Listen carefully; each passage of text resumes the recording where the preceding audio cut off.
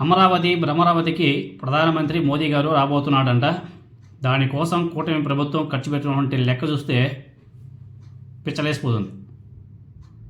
పిచ్చలేసిపోతుంది మామూలు కాదు.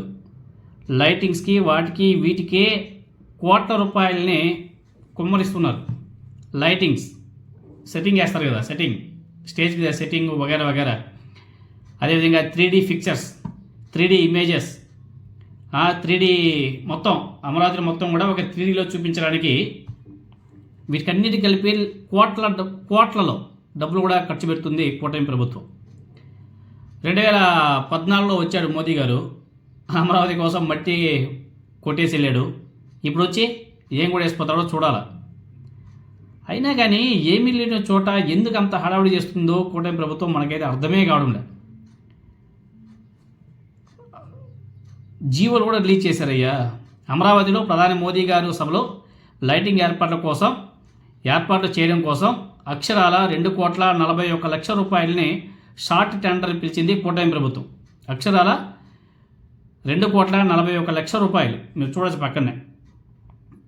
Commissioner APCRDA Vijayawada short tender కూడా రిలీజ్ చేశారు. ఈ procurement short tender notice Andhra Pradesh capital regional development authority APCRDA.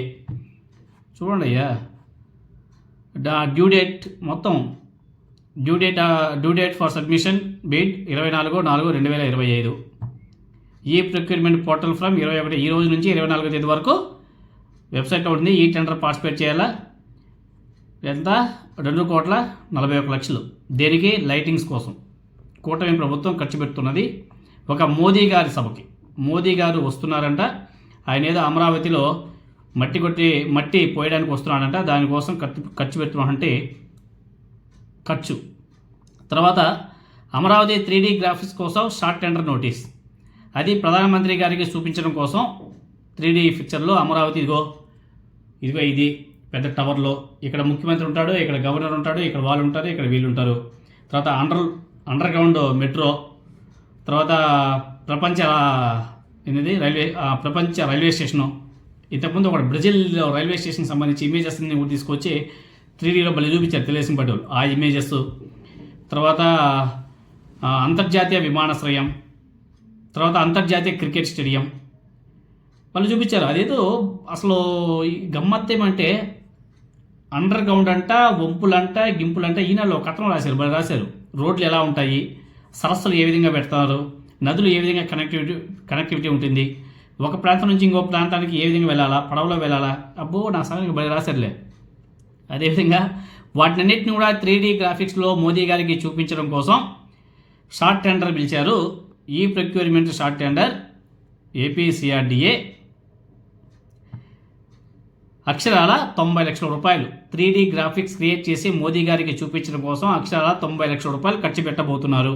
దానికి టెండర్స్ 19వ తేదీ ఓపెన్ చేశారంట. అది 22వ తేదీ లాస్ట్, అంటే రేపటికి లాస్ట్. ఐపీటీ నేమ్లో ఎవరో వాళ్ళ మనసులకు ఇచ్చే ఉంటారు. ఎస్టిమేటెడ్ కాస్ట్ అప్రాక్సిమేట్లీగా 88.50 లక్షలు. 3D model of Amaravati government complex ACG to display at honourable prime minister programme at Amaravati. Modi గారికి ఇమేజెస్ చూపించడం కోసం 88 లక్షల రూపాయలు, అంటే 90 లక్షల రూపాయలు ఖర్చు పెట్టబోతుంది కూటమి ప్రభుత్వం. ఏమంటామండి అసలు? ఏమంటాం చెప్పండి? ప్రజల సొమ్ముని ఏ విధంగా ఖర్చు పెడుతూ పోతున్నారో చూడండి. మరి రాష్ట్రం ఖజానా లేదంట, రాష్ట్రంలో అప్పులు ఎక్కడ దొరకడం లేదంట. మోదీ గారు వచ్చి మట్టి పోయేదానికి ఇన్ని 3Dలు అవి ఇవి గ్రాఫిక్స్ చూపించి అంత డబ్బులు ఖర్చు పెట్టడం అవసరమా?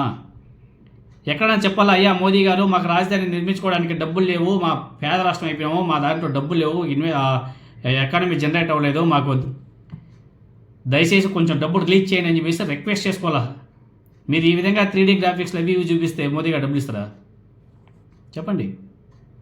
ఎంత దారుణం అండి అసలు. ఎంత విచ్చలవిడిగా డబ్బులు ఖర్చు పెట్టడం అవసరమా? ఎంత షేమ్ అసలు. 2014 కూడా ఇలానే చేశారు కదా, ఏమైంది? ఇప్పుడు దానికన్నా ఎక్కువ ఖర్చు పెట్టాలనేసి మీరు ప్రయత్నాలు చేస్తున్నారు.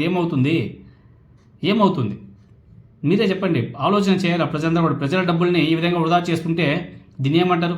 ఆనాడు జగన్మోహన్ రెడ్డి గారు డబ్బుల్ని ప్రజలకు పంచినాడు. ప్రజలకే పంచినాడు, ధనవంతుడు కాదు, ప్రజలకే పంచినాడు, పేద ప్రజలకు పంచినాడు. ఈనాడు చంద్రబాబు నాయుడు గారి ప్రభుత్వం ఏం చేస్తుందండి?